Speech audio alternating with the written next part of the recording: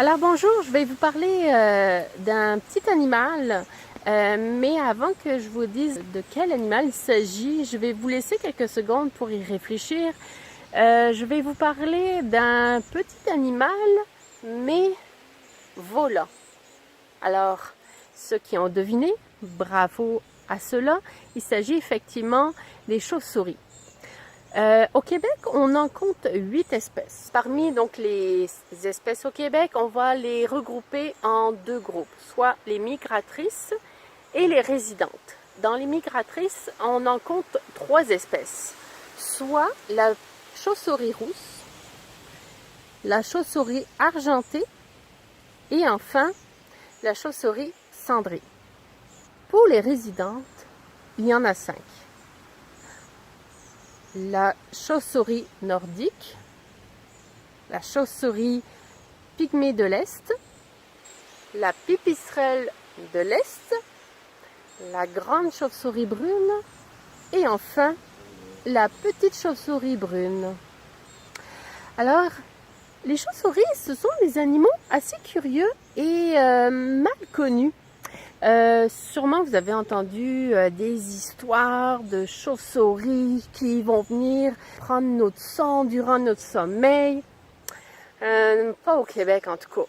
Nos chauves-souris au Québec sont exclusivement insectivores. Donc, ils vont se nourrir par exemple de papillons nocturnes, de moustiques et autres insectes. L'autre croyance qu'il y a aussi sur les chauves-souris, c'est que si on croise une chauve-souris, ils vont venir s'agripper dans nos cheveux. Ce n'est pas vrai. En fait, les chauves-souris ont un moyen assez formidable pour se déplacer et s'orienter, surtout dans la noirceur. C'est qu'ils vont émettre des cris, des ultrasons pour se repérer et repérer les objets, donc pour pouvoir, par exemple, éviter des arbres ou des humains, par exemple. Donc, c'est l'écholocation qu'ils vont utiliser. C'est des ultrasons, des cris, en fait, très aigus qui sont inaudibles à nous, les humains.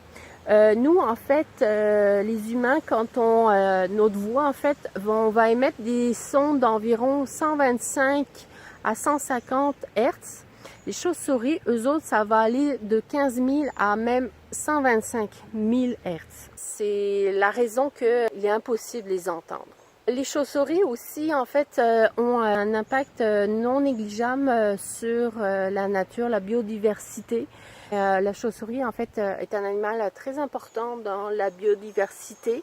Par exemple, au Québec, justement, nos chauves-souris se nourrissent d'insectes. Donc, comme ça, ils vont pouvoir faire un contrôle au niveau des insectes nuisibles, ce qui est non négligeable, comme les moustiques, par exemple.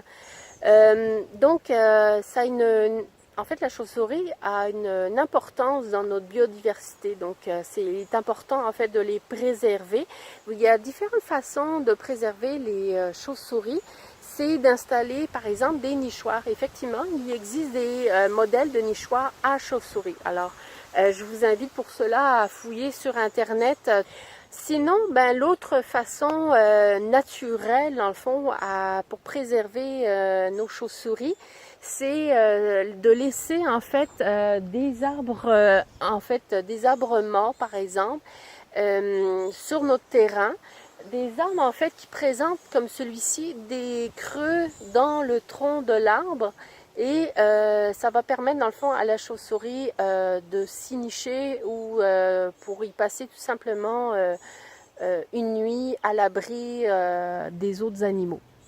Voilà, j'espère que vous avez appris un peu plus sur les chauves-souris et je vous invite à les observer juste au moment où le soleil est en train de se coucher. Là, c'est le meilleur moment d'observer ces petits mammifères volants qu'on retrouve au Québec et qui sont assez magnifiques à connaître.